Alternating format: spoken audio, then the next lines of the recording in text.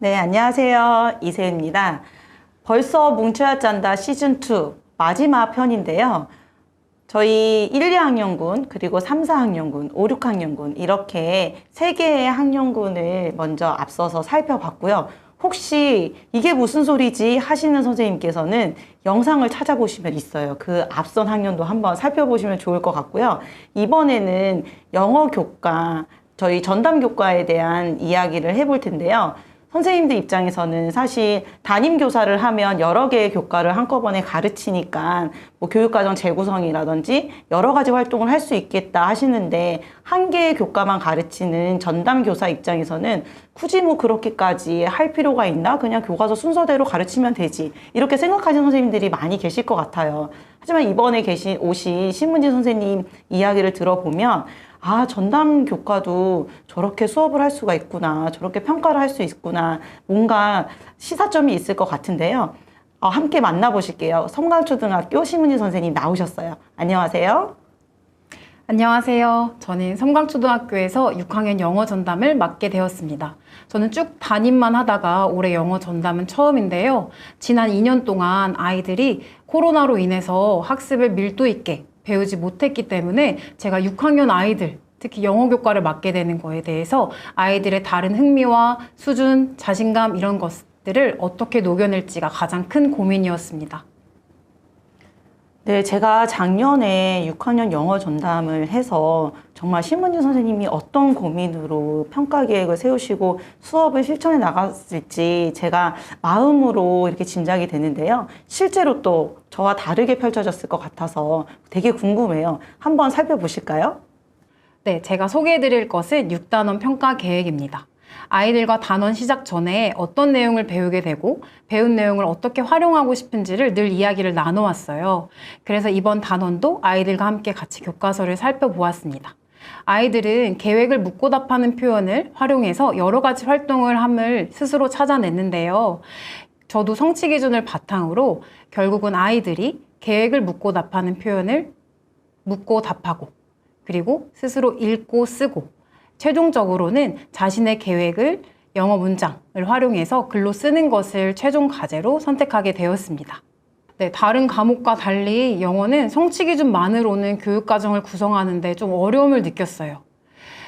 단원에서 배우게 되는 주요 학습 표현 제재를 활용해서 성취 기준과 연결시켜 보려고 노력했는데요. 아이들이 배우게 될 지식으로는 계획을 묻고 답하는 문장이 되었습니다. 각각 듣기, 말하기, 읽기, 쓰기 영역을 바탕으로 계획을 묻고 답하는 말을 할 수 있는가? 그리고 계획이 드러난 글을 읽고 해석할 수 있는가? 네, 최종적으로는 계획을 나타내는 표현을 활용하여 글을 쓰는 단계에 도달할 수 있는 것을 목표로 삼았습니다. 그래서 단원에서 배우는 단어와 문장을 익히기 전에 단원 진단 활동이 필요했는데요. 학생들에게 자신의 여름방학 계획을 우리말로 써보게 하고 영어로 바꾸어 적어보게 했습니다. 아이들은 모두 단원 시작 전에 저와 이런 진단 활동을 했기 때문에 우리가 지금은 이걸 하지 못하지만 단원을 마치고 나서는 우리가 계획을 묻고 답하는 말을 할 수 있게 됨을 이해했어요. 가장 먼저 단어와 문장을 익히는 걸 순서대로 넣었고요. 그 다음은 아이들이 이것을 친구들과 묻고 답할 수 있는 활동. 이게 익숙해지면 스스로 단어나 문장을 찾아 읽고 짧은 글을 해석하는 걸로 수업을 구성해 봤습니다. 쓰기 활동에서는 교사의 시범에 따라 충분히 쓰기를 익힌 뒤에 여러 문장을 활용하여 자신의 계획을 쓰는 것을 마지막으로 처음에 진단 활동과 비교하여 스스로 어느 정도 성장했는지를 학생들도 느낄 수 있게 수업을 구성해 보았습니다.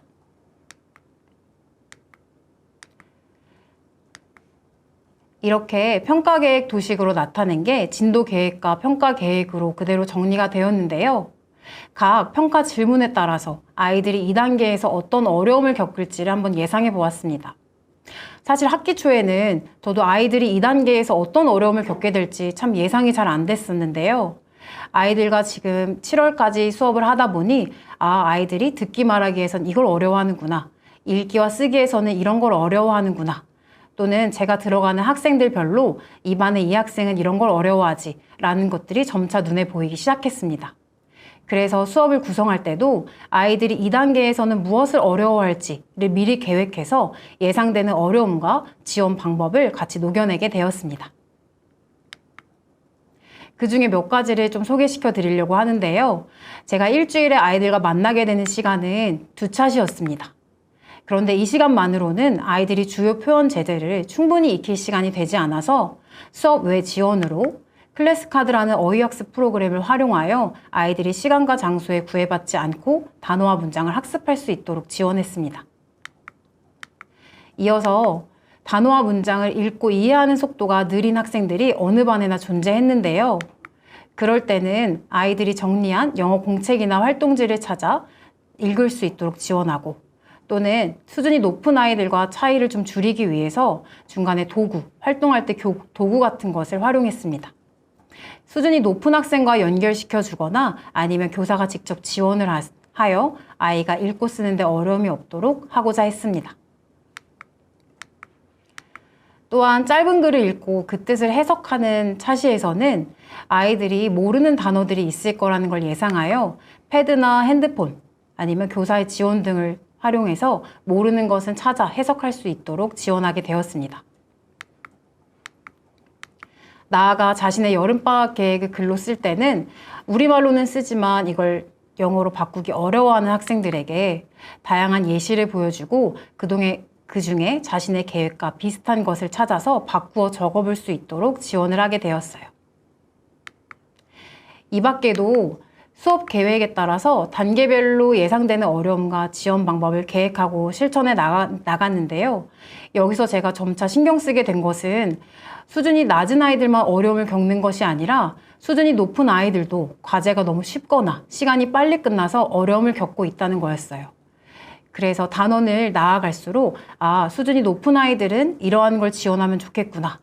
그래서 교사가 구체적인 피드백을 먼저 주고 난 뒤에 다른 아이들을 어떻게 지원해야 되는지 알려준다던가 추가 과제를 부여하여 모든 아이들이 소외되지 않도록 노력하려고 했습니다.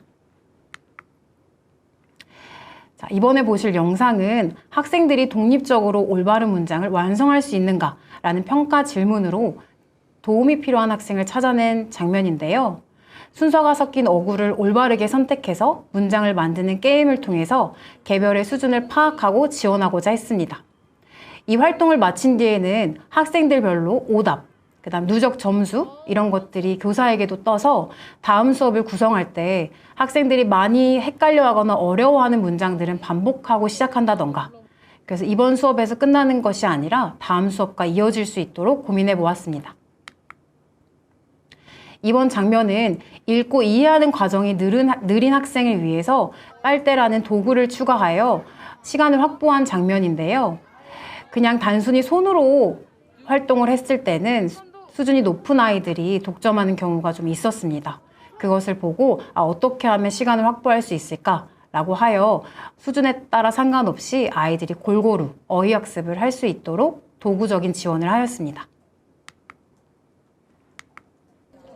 다음 장면은 학생들이 독립적으로 표현 제재 속 문장을 쓸 수 있는가라는 평가 질문으로 지원이 필요한 학생을 찾아냈는데요. 교사의 시범에 따라 문장을 쓸 수는 있으나 제가 순회 지도를 하면서 보다 보니 완성하지 못한 부분들이 있었어요. 그래서 소리와 철자의 관계를 바탕으로 올바른 문장을 완성할 수 있도록 쓰는 과정을 지원하는 모습이었습니다. 맞아. 그다음 물음표. 다음 장면은 학생들이 주요 단어 및 문장을 정리한 공책, 활동지를 참고해서 결국에는 독립적으로 표현 제재 속 문장을 쓸 수 있게 지원하는 모습인데요. 지금은 교사의 도움을 많이 받았다면 점차 나아갈수록 학생들이 스스로 할 수 있게 되는 것들이 점차 눈에 보였어요. 그래서 아이들마다 출발점이 다르기 때문에 제가 개별적으로 어느 부분을 지원해야 되고 어느 부분을 살펴봐야 되는지 평가 질문을 통해서 확인할 수 있었습니다. 특히 읽기와 쓰기 차시는 수준별로 시간 차이가 너무 많이 났는데요. 그래서 읽기 단계를 나누어서 학생들이 차례로 도전하게 했어요. 처음에는 이것에 대해 아이들이 부담을 느낄까 걱정을 했으나 수업을 시작하기 전에 우리 모든 아이들이 최종적으로 이 목표에 도달하는 것이 목표다 라고 학생들에게 이야기를 하고 시작했고, 다 과제를 시간 내에 마친 학생들은 아직 도달하지 못한 학생들을 어떻게 지원해야 되는지를 알려주고 했더니 결과적으로는 모든 학생들이 같은 목표를 향해서 나아갈 수 있었습니다. 저 장면을 기록으로 남겨두어서 어디까지는 교사의 도움을 받았고 어디는 혼자 할 수 있는지를 제가 파악해서 나중에 평가 기록까지 이어지게 되었어요. 이것 또한 수업의 지원인데요. 단어와 어휘 학습을 한 걸 바탕으로 학생들이 어떤 노력을 하고 있고 처음에는 64점을 맞았지만 나중에는 7번의 도전을 통해 91점을 맞았다라는 게 학생 눈에도 확인이 되어서 스스로 학습 동기를 높이는 데 많은 도움이 되었던 것 같습니다. 네, 매 수업을 마치고 나서는 학생들이 이번 시간에 배운 내용은 무엇이었고 스스로 할 수 있게 된 것은 무엇인지 스스로 평가하는 시간을 가졌는데요. 아이들이 스스로 평가한 내용과 교사가 관찰해서 누적한 기록을 바탕으로 과정 중심 평가를 실천하여 아이들의 성장을 기록할 수 있었습니다. 이 학생은 제가 아까 보여드렸던 수업 장면에 나왔던 학생 중 한 명인데요. 계획을 묻고 답하는 말을 듣고는 대체로 내용은 이해할 수 있었습니다. 그런데 글을 읽고 해석할 때 충분한 시간과 도움이 필요한 학생이었어요. 그래서 짧은 글을 읽고 해석할 때는 영어 사전의 도움을 받았고 자신의 여름방학 계획을 글로 쓸 때는 교사의 도움을 받아 여러 문장으로 표현하고 읽을 수 있게 되었습니다. 그래서 저는 학생이 어떤 도움을 받고 무엇을 활용했는지를 기록하게 되었어요. 평가 계획을 세우고 그대로 실천하는 것, 그리고 실천하는 과정에서 학생과 교사 모두 성장하고 변화하는 경험을 한다는 것이 굉장히 의미가 있을 것 같아요. 신문진 선생님은 혹시 이 과정을 겪으면서 어떠셨어요? 네, 단원별로 평가 계획을 짜고 학생들이 겪을 어려움을 미리 예상해서 수업을 설계하고 실천하는 과정에서 얻게 된 것이 많아요. 이전에는 학생보단 제가 중심이 되어 수업을 설계하고 학생들이 무엇을 어려워할지에 대한 고민을 깊게 하지 않았던 것 같아요. 그런데 성취 기준에 따라 학생들이 수행해야 될 중심 과제를 찾고 이를 위한 과정들을 수업에 그대로 녹여내다 보니 진정한 학생 중심 수업을 설계할 수 있었어요. 예능적인 요소나 큰 활동이 없어도 아이들이 배움 그 자체에서 즐거움을 찾을 수 있구나라는 것을 느낄 수 있었습니다. 가장 큰 건 변화하는 아이들이 눈에 보였다는 건데요. 학기 초보다 지난달보다 그리고 지난주보다 어제보다 오늘 아이가 어떤 점이 성장했고 무엇을 할 수 있게 되었는지를 제가 찾을 수 있었고 그걸 저 혼자 느끼는 게 아니라 아이들 스스로도 느껴서 뿌듯함과 성취감을 느낄 수 있었어요. 그게 또다시 학습 동기로 이어져서 다음 학습에 이어지게 되는 일련의 과정 등을 통해 아이들과 제가 모두 성장할 수 있었던 경험인 것 같습니다. 네, 이런 뿌듯함과 성취감을 느꼈기 때문에 저는 계속해서 아이들이 무엇을 어려워하고 어떤 지원을 교사가 할 수 있는지 고민해 나아갈 것 같습니다. 지금 영상을 보고 계시는 선생님들도 함께 하시면 좋겠어요. 이런 말 많이 들어보셨을 것 같아요. 영포자. 저도 작년에 6학년 영어를 가르치면서 학생들이 영어를 어려워하는 학생들이 이런 말들을 하더라고요. 선생님, 저는 어차피 수능 안 볼 건데요. 번역기가 있는데요. 이러면서 영어를 포기하는 학생들이 더러 있었어요. 신문진 선생님처럼 평가 계획을 구체적으로 해서 한 명의 학생도 포기하지 않도록 수준에 맞는 지원을 준비하고 그리고 수업에서 그것을 지원하여 학생이 영어를 포기하지 않고 끝까지 과제를 할 수 있는 힘이 거기에 있었던 것 같아요. 계속 반복적으로 드리는 말씀인데요.